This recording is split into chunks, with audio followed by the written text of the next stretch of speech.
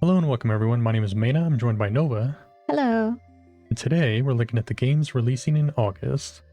Now we're going on vacation soon, so we don't have a lot of time to make this video, so let's just jump into it. Yay. So first up is Baldur's Gate 3. If you are not familiar with this series, they were CRPGs developed by BioWare between 1998 and 2001 that were based on 2nd edition Dungeons & Dragons and took place in the Forgotten Realms setting. And although there have been some remasters along the way, this is the first full-blown sequel in over 20 years. So the story of this one takes place about 120 years after the events of Baldur's Gate 2, and has you play as a new protagonist who has been infected with a Mind Flayer parasite. You will then go on a journey to cure yourself while dealing with devils, deities, and sinister otherworldly forces. Now, instead of being made by BioWare, this sequel is being developed by Larian Studios, who you may know from the excellent Divinity Original Sin games, so you can expect this game to play quite similar to those titles, where you will assemble a party of up to 4 characters, explore the world in real time, and when you get into a fight, it uses turn-based combat. The difference being that this game is based on the D&D 5th edition rule set, so you can expect attacks and skill checks to be determined by a d20 dice roll. Also coming over from 5th edition are the classes and races, so when you create a custom character, at launch you will have access to 12 classes with 46 subclasses, 11 races with 31 subraces, and over 600 spells and actions you can use to craft your build, so you should be able to finally create the character of your dreams. Oh, and your friends can create characters too, as the game supports up to 4-player online co-op. Now if you don't have friends, there will be plenty of NPC companions to recruit, befriend, and romance, and with over 174 hours of recorded cutscenes and with a script totaling nearly 2 million words, this game will be the only friend you need for a long time. Next up is WrestleQuest, a turn-based RPG combining fantasy and wrestling, where you go on a hero's journey to level up from aspiring rookie to world champion. The game features classic RPG combat with status effects, special moves that cost AP, and even summons in the form of legendary pro wrestlers that come to your aid. But it also adds some interactivity to the action by giving you button prompts during attacks and when trying to pin an enemy. You will be able to customize your moves, style, taunts, and even your entrance as you travel across the wild realms and battle exotic monsters like lizards, robots, and even other wrestlers in this strange mashup. Next up is Atlas Fallen, an open-world action RPG set in a sand-covered world ruled by a merciless sun god.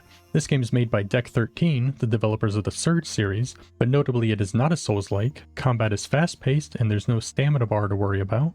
Instead, the game uses a momentum gauge that you build up by landing successful attacks, and while it is high, you do more damage, but you also take more damage, and then you can expend it all to perform a special attack or other maneuvers. The game will also have equipables such as armor sets, idols, and essence stones, so you can customize your build to your liking, and the whole campaign can be played solo or with a friend in 2-player online co-op. Next up is Madden 24, the football game. I want to preface this by saying most of the improvements that I talk about are only in the current gen versions of the game. The last gen versions basically have no improvements, and I don't know why they were made. But fortunately, the PC version is finally getting the current gen features this time. So first up, they rebuilt the character skeleton, allowing for more fluid animations when it comes to tackling, passing, and pass coverage. They've improved block AI, so there will be better open field blocking during run plays. And they've updated the franchise mode with quite a few additions, including expanded trading, more commissioner tools, and bringing back training camp.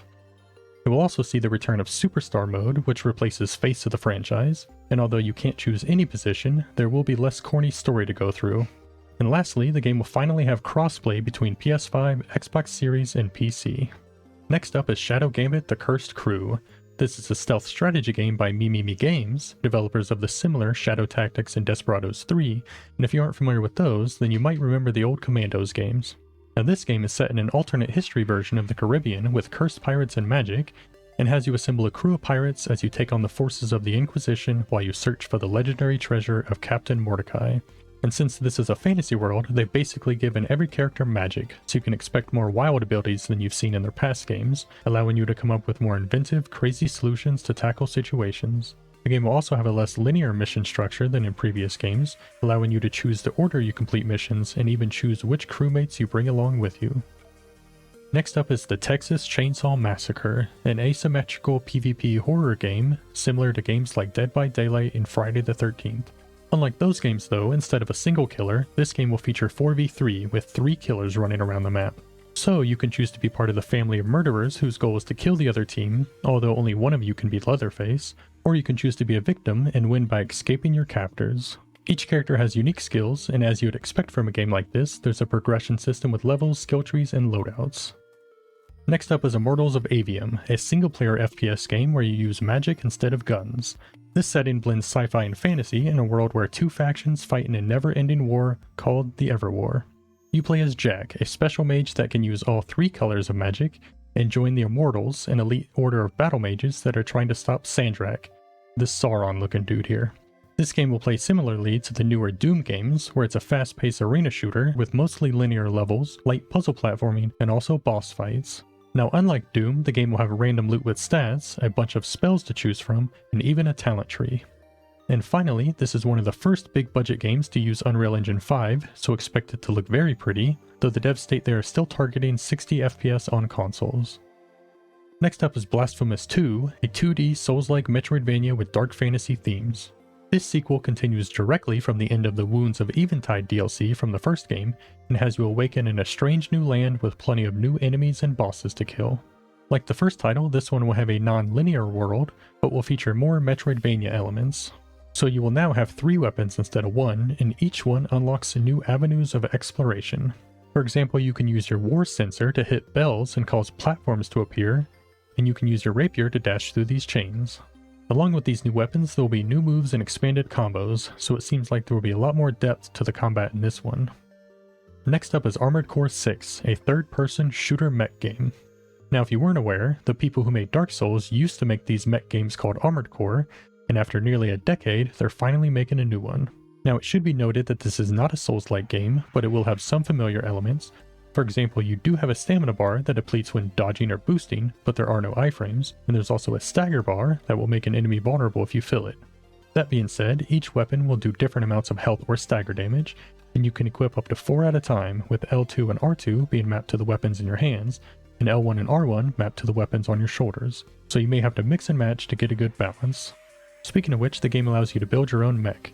Each mech is made up of 12 different parts, 4 weapons, 4 body parts, a generator, a targeting computer, a booster, and an expansion slot. All of these combine to determine your speed, stamina, ammo, lock-on, firepower, etc., and it basically allows a lot of customization and playstyle. Now experimentation with mech building will be part of the core formula here, because as you'd expect in a From Software game, there will be lots of difficult boss battles, and these may require you to change up your build and try a different tactic to prevail. And lastly, the game is not open world, there are no bonfires. You play the role of an armored core pilot and act as a mercenary, taking on jobs from mega corporations and resistance groups, so the game uses a mission structure where you choose a mission from a menu and then load into the world to complete it. It seems like there will be main missions that advance the story, and plenty of side missions that you can do for money so you can buy more mech parts. Next up is Under the Waves, a narrative adventure game set in the North Sea in a retro-futuristic 1970s. You play as deep-sea diver Stan, who will need to overcome feelings of isolation and his grief-stricken past while working in an underwater oil station. You will collect salvageable materials and craft equipment as you explore the depths of the sea in your diving suit and submarine. The game promises a poetic underwater adventure as you uncover Stan's tragic past and try to find a way back to the surface. Next up is Sea of Stars, a retro-style turn-based RPG. The game tells the tale of 2 solstice warriors who combine the power of the sun and the moon to defeat the monstrous creations of the evil alchemist known as the Fleshmancer. Now into combat, it is quite interactive, so I want to list a few features that it has. First, similar to Super Mario RPG, it has timed button presses you can do to increase effectiveness when attacking, defending, or using special moves. Second, when you hit enemies, they drop these energy orbs that you can then absorb to augment your attacks.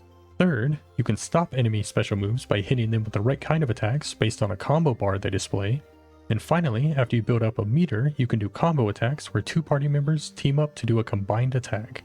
Now besides combat, exploring the world feels very fluid as you can jump off ledges, hoist up ledges, vault over objects, climb walls, and even swim. Also, during downtime you can do things like fish, cook, sail, or play a tabletop game called Wheels. And finally, I'll say I've played the demo for this game and it felt like an RPG inspired by the classics, but built for a modern audience. Okay, so that was all the games coming out in August. Now we're each going to choose a game and explain why we're most excited about it, and this will be graded. Please don't.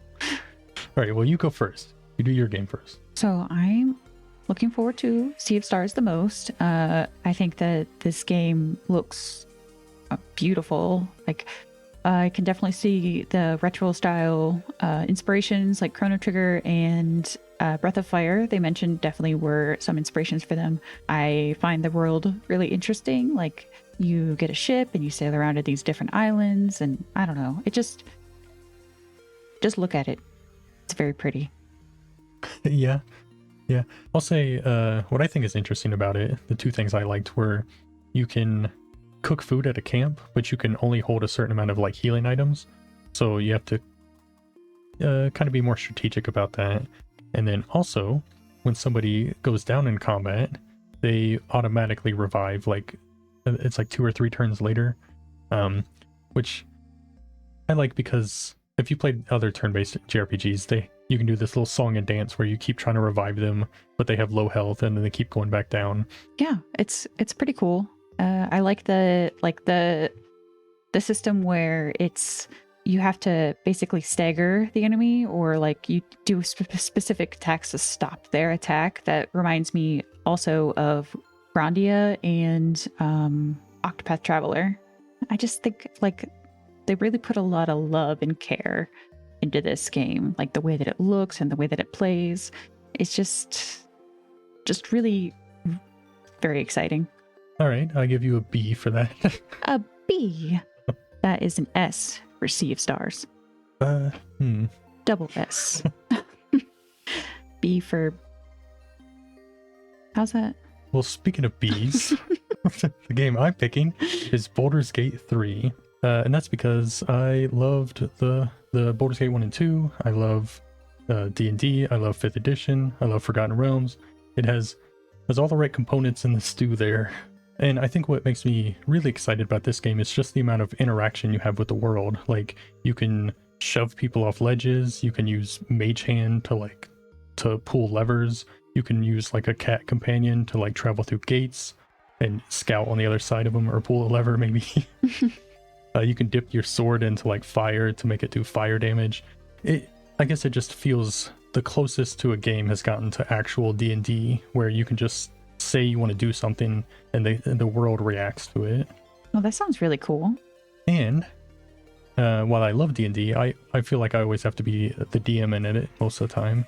So this lets me actually, create my dream character and play through it as an actual player now. I get to be on the other side of the board. Yeah, sounds like you can sink quite a lot of time into this. It's got a lot going for it, and those over 100 hours of cutscenes. So sounds like you'll be doing this for a while.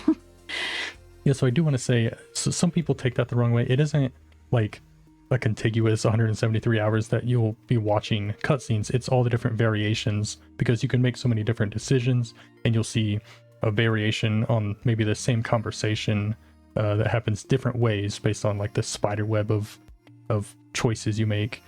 So it takes all that into account. But yeah, it still is a lot of just this back and forth dialogue that you'll be watching as you talk to people. Yeah, it sounds like they really, it's been over 20 years since Baldur's Gate 2. So they're really putting a lot of effort into making this the best that they think they can make it, I think. Yeah, I was a bit unsure when I heard it wasn't BioWare, but today's BioWare is a lot different than, old BioWare. So I think, Larian makes good games, and I think from what I've seen so far, they're doing the series justice, and I think I'll like it, just as much as I like the other Baldur's Gate games. So that's my choice, and I'll give myself an A for this one. I picked the right game. What? They're all good. Game. All right. All great. G for great. G. Don't question me. I don't know what kind of hippie school you went to with all these letters. All right, well, those were our choices. Let us know if we missed any games, and let us know what your choices are in the comments below. Yeah, let us know.